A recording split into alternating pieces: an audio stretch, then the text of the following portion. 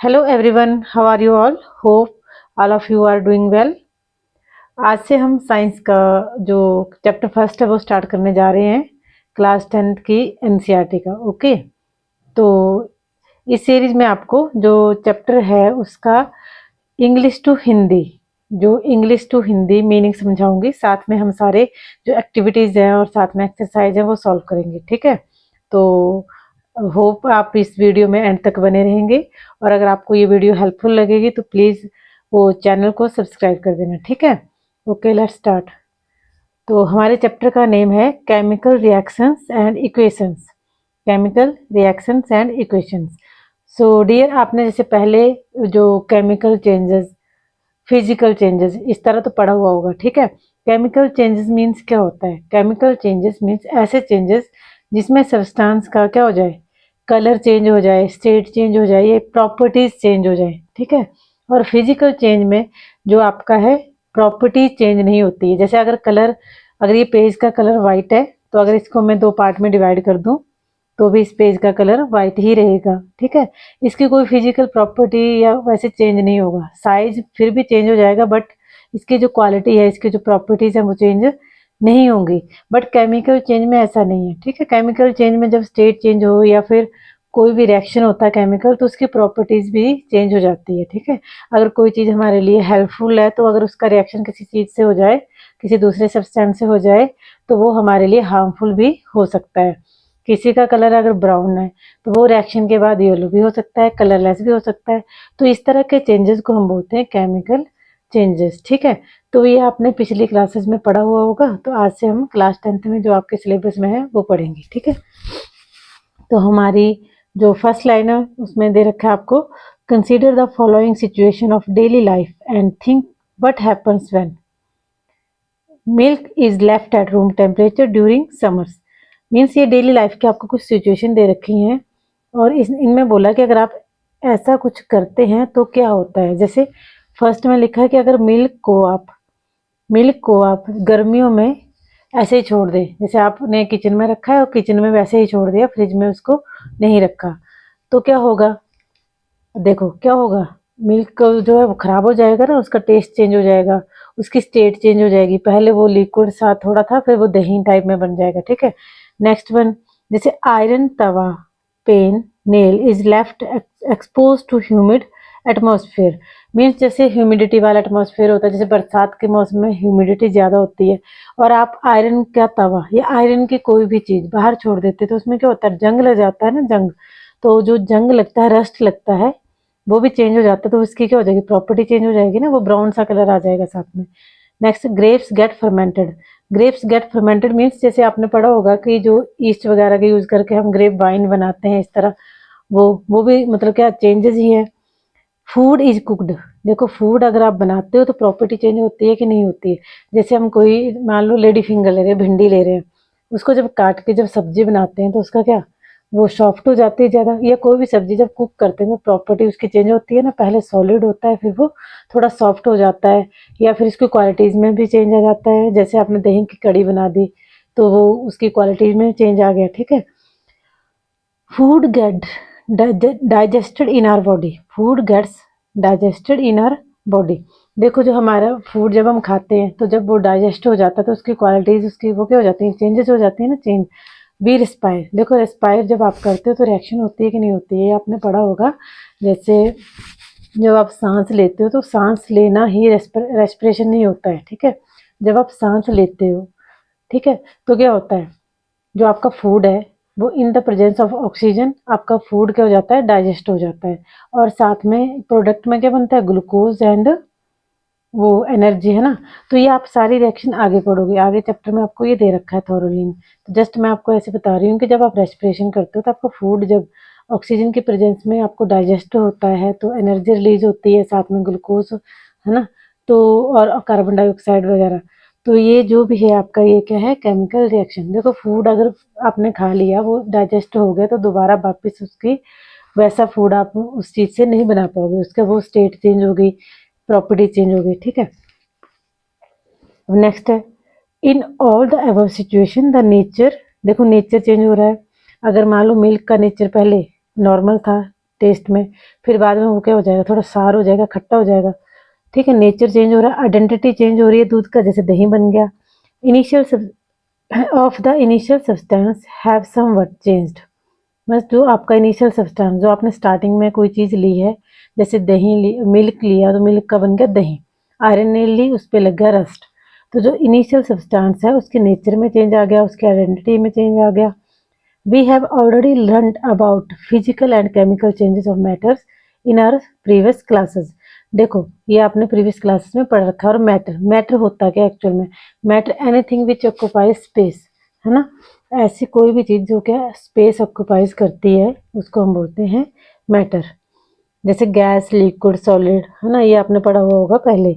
Whenever a chemical changes occurs, we can say that a chemical reaction has taken place. जब भी कोई chemical change होता है, ठीक, केमिकल चेंज मीन्स आपका जो स्टेट में चेंज हो जाए, क्वालिटी में चेंज हो जाए, नेचर में चेंज हो जाए, इस तरह का कोई भी चेंज अगर हो रहा है तो उसको हम बोलेंगे कि केमिकल रिएक्शन हो रही है। ठीक है, नेक्स्ट लिखा, you may perhaps be wondering as to what is actually meant by a chemical reaction.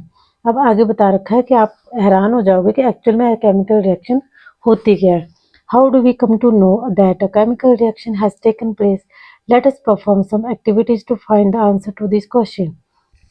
अब आगे आपको कुछ एक्टिविटीज बताई गई हैं जिससे आपको पता चलेगा कि केमिकल रिएक्शन एक्चुअल में होती क्या है, कैसे होती हैं। ठीक है, कैसे कैसे एक्टिविटीज आप करके ये केमिकल रिएक्शन ऑब्जर्व कर सकते हो। ठीक है, तो फर्स्ट आपका यहाँ पे एक्टिविटी दे रखी है कि आपको क्या लेना है, एक मैग्नीशियम रिबन लेना है। मैग्नीशियम रिबन लेना है, first of all magnesium ribbon को आपने फिर करना है रब।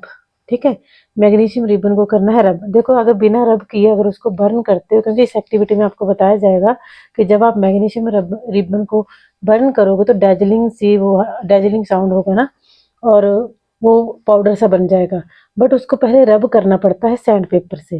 ठीक है, अगर सैंड पेपर से रब नहीं करेंगे तो क्या होगा। ठीक है, ये आपको क्वेश्चन आ भी सकता है। देखो अगर आप जो मैग्नीशियम है आपका, ठीक है, जो मैग्नीशियम है ये रॉड है मान लो आपका। ठीक है, अब इसको एक्सपोज किया हुआ एयर में, तो ये एयर के ऑक्सीजन के साथ रिएक्ट करके क्या बना देगा, मैग्नीशियम ऑक्साइड। ठीक है, और मैग्नीशियम ऑक्साइड जब बनेगा तो वो ये जैसे मान लो आपके मैग्नीशियम रिबन है, इसके बाहर क्या बन जाएगी, मैग्नीशियम ऑक्साइड की लेयर।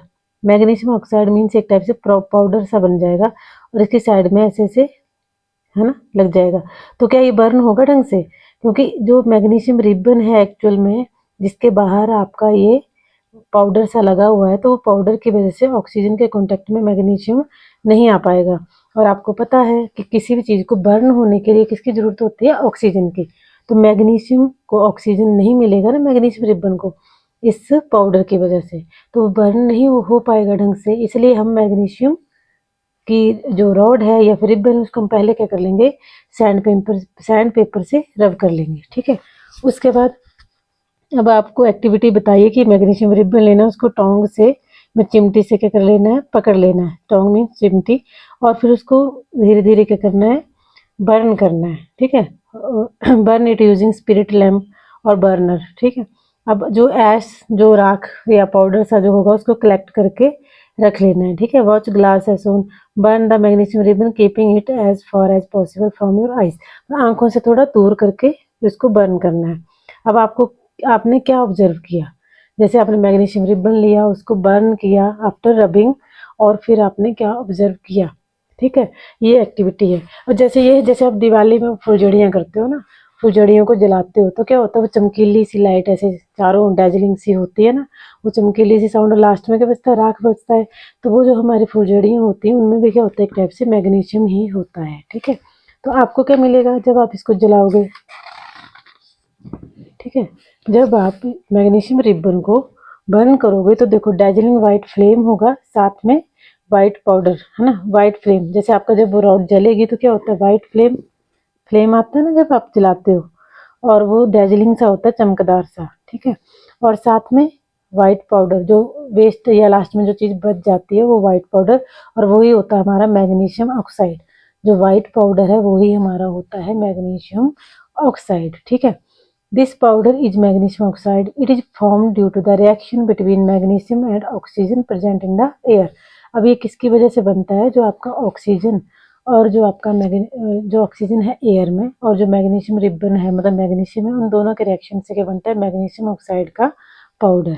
ठीक है, ये सारी रिएक्शन आपको आगे बहुत अच्छे से इलेबोरेट करके चैप्टर में ही दे रखी हैं, उनको हम आराम से वन बाय वन करेंगे। ठीक है, तो नेक्स्ट हमारी जो एक्टिविटी है वो है एक्टिविटी 1.2। इसमें लिखा है take lead nitrate solution in a test tube. Lead nitrate solution लेना है एक टेस्ट ट्यूब में। Add potassium iodide solution into this.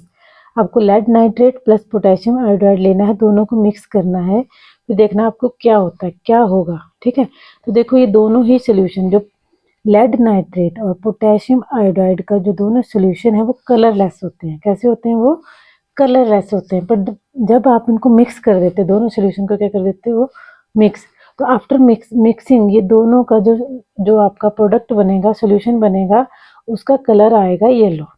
ठीक है, तो कलर में चेंज होगा। जब इन दोनों सब्सटेंस हैं आपके कलरलेस, बट जब इनकी रिएक्शन करवाएंगे तो बनेगा येलोइश प्रोडक्ट। ठीक है, तो कलर में चेंज आ गया। पिछले वाले में देखो मैग्नीशियम रिबन था, पाउडर बन गया, स्टेट में चेंज आ गया उस तरह थोड़ा बहुत, और वो क्या होगी, उसकी क्वालिटी चेंज हो गई। नेक्स्ट एक्टिविटी है हमारी take a few zinc granules in a conical flask और टेस्ट ट्यूब। मतलब छोटे छोटे पीसेस लेने हैं जिंक के, ये आपको यहाँ एक्टिविटी में बता रखा है। जिंक के आपको क्या लेने हैं, छोटे छोटे पीसेस लेने हैं एक कॉनिकल फ्लास्क। इस फ्लास्क ये जो आपका जार टाइप है इसको बोलते हैं कॉनिकल फ्लास्क। तो इसमें आपने जिंक ग्रैन्यूल डाल लिया, उसके बाद इसमें आपने हाइड्रोक्लोरिक एसिड डाला है, डाइल्यूट वाला, डाइल्यूट हाइड्रोक्लोरिक एसिड। देखो आप, या फिर सल्फ्यूरिक एसिड डालना है, और होना कैसा चाहिए, डाइल्यूट, कंसनट्रेटेड नहीं डालना है। ठीक है, उसके बाद इसको पकड़ना है, फिर देखना आपने इसमें साइड में, जब आप जार को पकड़ोगे तो क्या बाहर से आपको कुछ फील होगा क्या। देखो जब ये रिएक्शन होगी, जब आप जिंक ग्रैन्यूल्स में कोई भी HCl या फिर सल्फ्यूरिक एसिड डालोगे तो क्या होगा, ये हीट निकलेगी, तो ये आपका जो जार है वो थोड़ा थोड़ा क्या हो जाएगा, गर्म हो जाएगा, वार्म हो जाएगा। और साथ में जो ये बबल्स से निकल रहे हैं, ये बबल्स जो है वो किसके होंगे, हाइड्रोजन गैस के। अब ये जो भी रिएक्शन कैसे होती है ये हम नोटबुक में या बोर्ड पे मैं आपको अच्छे से करवाऊंगी। जब ये रिएक्शन आएंगे आगे तो मैं आपको बोर्ड पे या फिर नोटबुक पे अच्छे से करवा दूंगी। ठीक है, बट अभी ये आपको जस्ट ऐसे हिंट दे रखा है कि अगर हम इसमें ये डाल रहे हैं जिंक ग्रेन्यूल्स तो हाइड्रोजन गैस इवॉल्व हो रही है, जो बबल से बन रहे हैं वो किसके बन रहे हैं, हाइड्रोजन गैस के। ठीक है, तो हमने क्या क्या देखा, जो हमारा मैग्नीशियम ऑक्साइड वाली एक्टिविटी थी, जो रिबर वाली, उसमें हमारा क्या हो गया, पाउडर बन गया, साथ में डेजलिंग वाइट फ्लेम निकला था, मतलब प्रॉपर्टी थोड़ी चेंज हुई थी। सेकंड वन में कलर चेंज हो गया, और यहाँ पे क्या हुआ, यहाँ पे हमारा हो गया, देखो गैस इवॉल्व हुई ना, गैस इवॉल्व, साथ में बबल्स निकले। तो सोल्यूशन जो बनेगा वो बनेगा यहाँ पे जिंक, जैसे आपने जिंक जो था वो क्लोरीन से रिएक्ट करके जिंक क्लोराइड बनाएगा या फिर जिंक सल्फेट बनाएगा। जिंक जब सल्फ्यूरिक एसिड से रिएक्शन करेगा तो जिंक सल्फेट बनेगा, और ये जिंक जब HCl से रिएक्शन करेगा तो जिंक क्लोराइड बनेगा। और जो H बचा है, जैसे हाइड्रोजन क्लोराइड जैसे HCl होता है, तो जिंक क्लोराइड, और ये H का मतलब ये जो है वो हाइड्रोजन गैस इवॉल्व हो जाएगी। वैसे अगर हमारा सल्फ्यूरिक एसिड है तो ये हमारा बन जाएगा जिंक, और ये सल्फेट और H2 हो जाएगा हमारा hydrogen gas.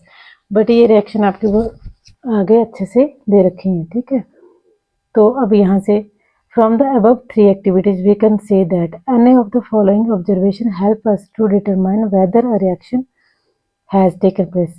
Change in state change हुई, कलर चेंज हुआ, या फिर गैस से इवॉल्व हुई, और टेम्परेचर। देखो फर्स्ट वाले में स्टेट चेंज हुई थी, सेकंड में यहाँ पे कलर चेंज हुआ था, येलो आ गया था, दोनों कलरलेस हैं और प्रोडक्ट में येलो कलर। थर्ड में यहाँ हाइड्रोजन गैस इवॉल्व हुई और साथ में हो गया वार्म, मीन्स टेम्परेचर हो गया चेंज। तो नेक्स्ट लिखा है as we observe the changes around us we can see that there is a large variety of chemical reaction taking place around us. Means ये तो देखो आपको जो एग्जाम्पल दे रखे थे पीछे स्टार्टिंग में, जो शुरू में 3-4 एग्जाम्पल दे रखे थे, जैसे दही वाला, रस्ट वाला, मिल्क वाला, ग्रेप्स वाला, वो आपके डेली लाइफ से रिलेटेड है। ठीक है, इस तरह बहुत सारे ऐसे एग्जाम्पल ले सकते हो आप, जो जिसमें आपको केमिकल चेंजेस या फिर वो फिजिकल चेंजेस देखने को मिल जाएंगे। We will study about the various types of chemical reactions and their symbolic representation in this chapter. इस चैप्टर में आपको सारी केमिकल रिएक्शन और उनकी रिप्रेजेंटेशन जो सिंबल में जैसे हम लिखते हैं ना, हाइड्रोजन क्लोरिक, जो हाइड्रोजन क्लोराइड, सल्फ्यूरिक एसिड, इस तरह जो भी हम ऐड करते हैं, कैसे प्रोडक्ट बन रहे हैं, वो सारा इस चैप्टर में हम ढंग से पढ़ेंगे। तो आज की वीडियो में इतना ही, ठीक है। तो नेक्स्ट वीडियो में हम केमिकल इक्वेशन करेंगे, ठीक है। Thank you.